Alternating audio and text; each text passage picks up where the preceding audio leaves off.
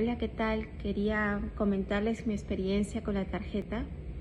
Estaba pasando por un cuadro de estrés muy grande y gracias a esta tarjetita se me ha bajado mucho el nivel de estrés que tenía.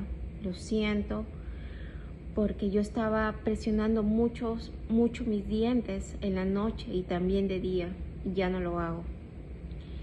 También me ha ayudado mucho. Tenía un poco de depresión porque hace poco perdí a mi padre.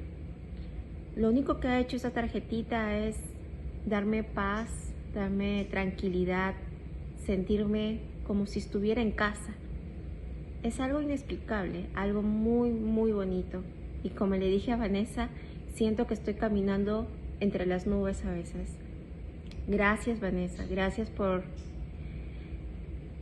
no sé, por mostrarme esto que es una bendición ahora en mi vida.